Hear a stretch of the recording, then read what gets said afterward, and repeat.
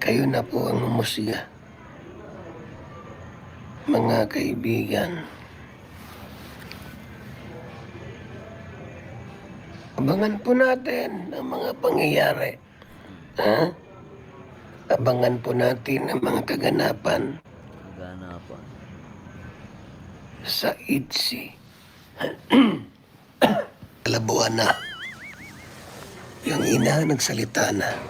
Hindi ko pa nababasa yung nanay eh. Hindi ko pa nababasa yung comments. Yung post, hindi ko pa Sa ngayon, hindi mo na ako magkikialam dyan.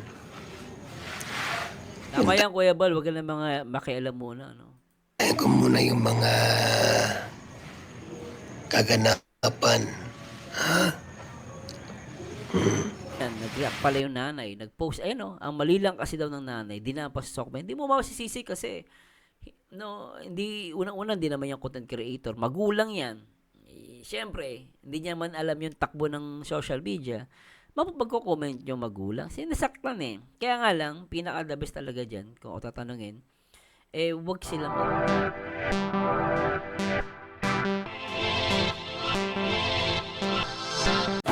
Yes. Yo. At try po natin i-react itong live stream ni Kuya Bal, no? Around, grabe, no? Matindi yung pamagat. Mawawala na atang EDSI? May question mark and exclamation point. Marami. Actually, ngayon ko lang ulit nakita si Kuya Bal Santos na nag-upload nito. Susunod na kaya sa Rochelle. And alam naman natin na nag-live daw si Papa Els. Kaya hindi ko lang na po napanood kasi na-delete niya na. Ni-remove niya lang po yung live niya. So, sayang lang po, ano. At doon day umiyak si Papa Eds. Nakakalungkot lang. Pero let's see, guys. And painggan muna natin. And ano yung masasabi ni Kuya Bal Santos dito sa video niya. At the same time, shoutout po sa lahat ng mga viewers natin. Especially mga EDSI, no? At syempre sa lahat ng mga Team Kalingap. At syempre sa lahat ng mga kapwa OFW natin sa iba't ibang dako ng mundo. Shoutout po sa inyo at ingat lang, nawa po kayo ng Panginoon. Especially kala Kuya Bal Santos Matubang, Ate Edna. At syempre, ang nag-iisang director nagpapaviral Kalingap Rob. So, panoorin natin to, guys, at pakinggan natin si Kuya Bal Santos Matubang. Tara, let's bagets. Blackout. Blackout. Mga kung wala ng EDSI po, paano na yan? Ako po, mahirap yan. Dahil umalma na rin po yung nanay ni Beyonce. Ito pala ata yung pag-alma ng nanay. Okay, nag-gets ko na. Kaya ito pala yung sinasabi ni Dr. Love. Kaya nagagalit din siya sa mga ibang mga reactor. Although nilalahat niya, ako nga hindi ko po alam yung problema, issue sa EDSI dahil busy nga ako sa trabaho. And wala pa ako masyadong upload kahapon, no? And nagulat ako, yung pala yun sa nanay. Mga buzzers tulad ng Jumcar. Yan ha. Ito po ay quick live lang ito. Big live. Quick live. Sa madilim po na susunod. Ang EDSI sa Rochelle. Nako po. Ang ginamit na salita o word ni Kuya Bal dito, posible. Possible. I don't know kung ilang percent yung sinasabi ni Kuya Bal Santos na possible. Rochelles. Posible po. Posible. Posible pong Hindi maghiwalay, ganon, di ba? Kasi ang Rochelle, naghiwalay. Naghiwalay. So, ang tanong ko kay Kuya Bal, paghihiwalay ba yung sinasabi ni Kuya Bal o yung love team na ang mawawala?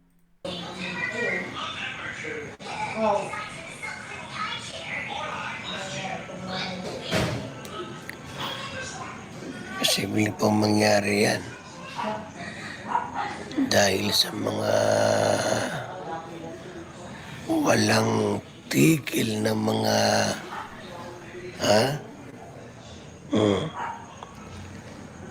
sa mga walang tigil na mga nambabash.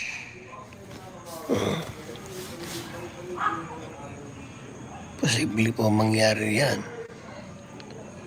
mga kaibigan, posible pong mangyari ang ating kinatatakutan. Nako po. Ayoko naman isipin pero nakakatakot. Kahit po ako natatakot ako. Na mawala, ha? Hindi to. At malusaw Nako po. ang IDSI. Sana wag naman. Hirap yan. Sana wag namang mangyari at maraming iiyak. Oo, sure yan Kuya Bal. Marami talagang iiyak dyan. Nako po. Maraming luluha. Nako po. Pati nanay po inapektuhan na rin. Pati yung nanay, yung pala yung issue, nag-post yung nanay. Ba?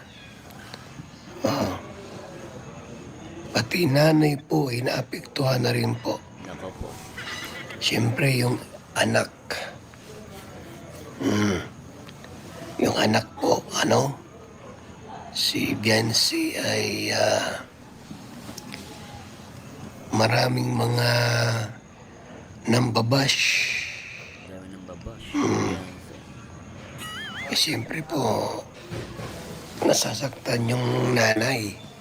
Siyempre, Kuya Bal, magulang yun. Ang pinakaunang masasaktan talaga. Lalo kung anak na pinag-uusapan, ang magulang o yung ina na nagluwali sa kanya. Usually, nanay talaga eh. Kaya iwan ko lang, ha? Kung ano ang magiging kahinatnan mga bagay na ito.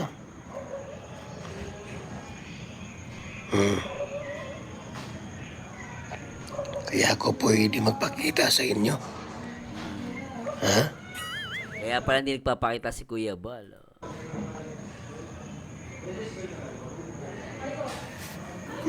Ako po ay hindi muna magpapakita hanggat walang kasunod na episode. Ay, nako po. Mahirap na ito. Kailangan may episode. Abangan natin. Alam mo, kinakabahan din talaga. Actually, iniisip ko talaga, strategy lang to eh. Pero sa mga nagaganap na pangyayari, medyo kinakabahan po talaga ako. Lalo na si Kuya Bal, first ko makita ulit na magganito, nahihiya pa siya magpakita. Nako po. Mahirap na ito po. Baka yung HCI susunod sa Rochelle Nako po. na Social 2.0 na ba to, Kuya Bal? nawala. Nalusaw. Nalusin. Di ba? Maraming buzzers ay. Ba? Pati ina ay nasasaktan na rin po sa nangyari. Anong sabi? Di ba?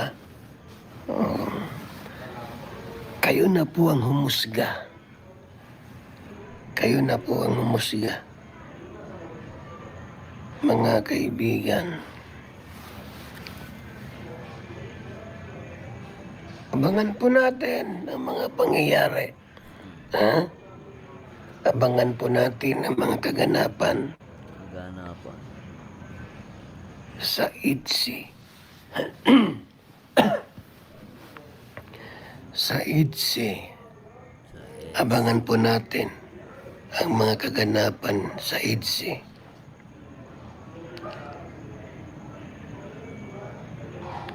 Kaya, nako yung ating pamanhikan, baka hindi matuloy. Nako, yun ang inisip ko, Kuya Bal.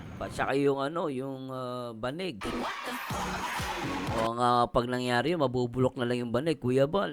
Baka kailangan natin ibigay na yung banig. Oo.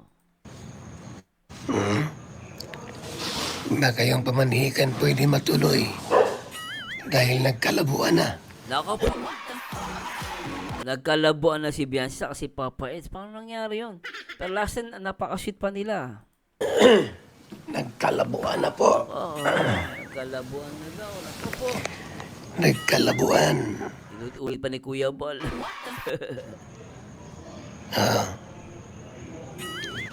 Nagkalabuan na. Yung ina, nagsalita na. Hindi ko pa nababasa yung nanay eh. Hindi ko pa nababasa yung comments. Yung post, hindi ko pa nababasa. Sa ngayon, di mo na ako makikialam dyan. Tama yan, Kuya Bal. Huwag ka na mga makialam muna, no? Ko muna yung mga kaganapan.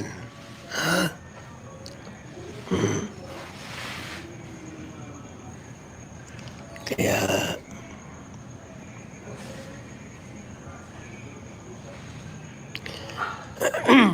ano yan, ha? Ano yung kubita issue natin dyan? Kubeta issue.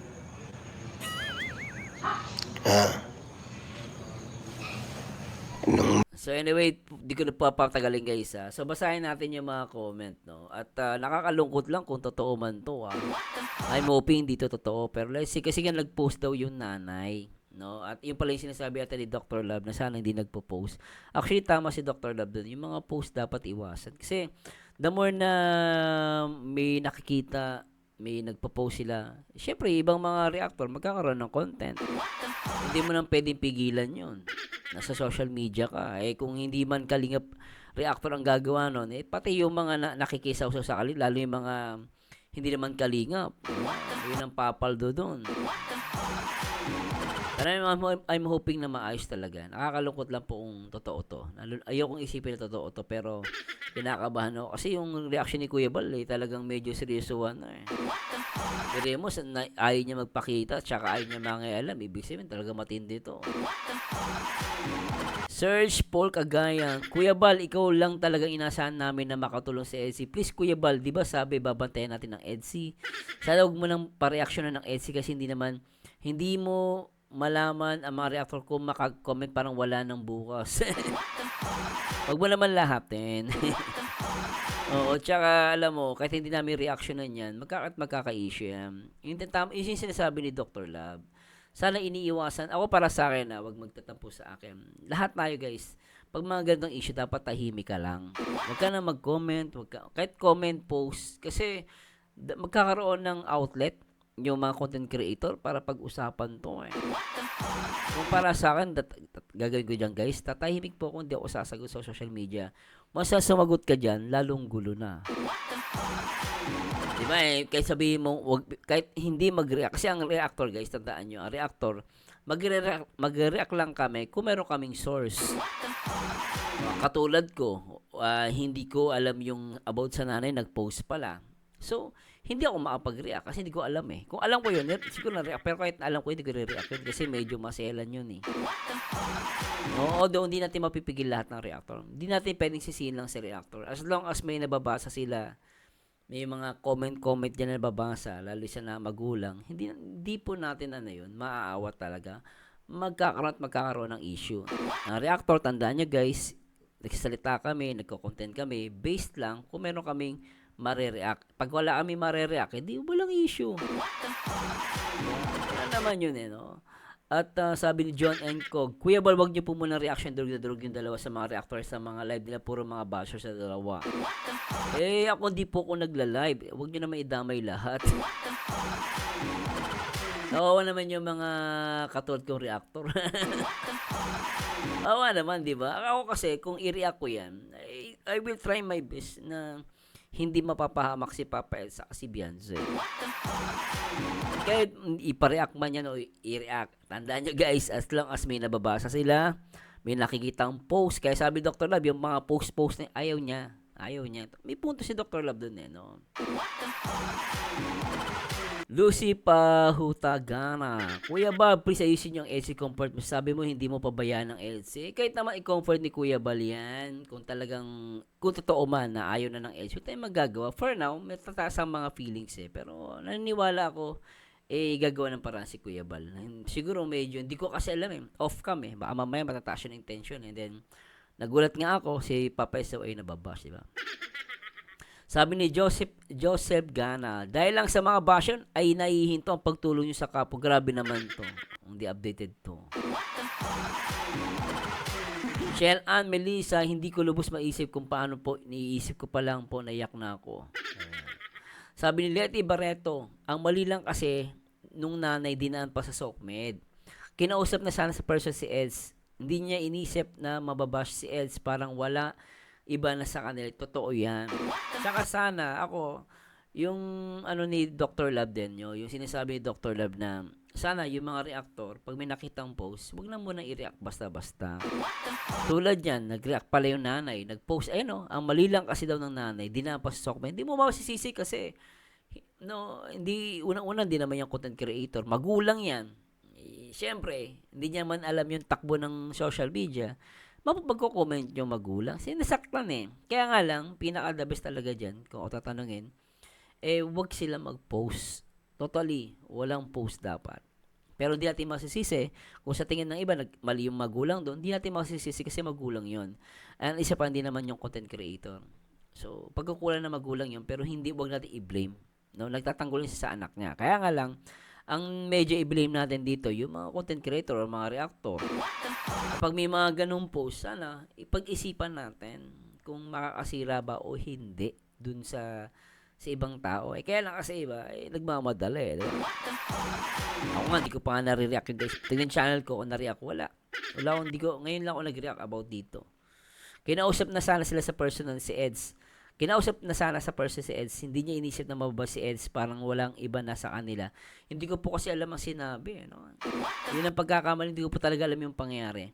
Sabi ni Lynn Morlino, masasabi ko lang sa pamilya ni Ben, wag magtiwala 100% sa mga nakapaligid sa kanila. Kay Doc sila maniwala kasi Doc naman ang naging daan para mapabuti ang buhay nila. At lalo na kay Kuya Eds na sobrang sinuportahan si Ben.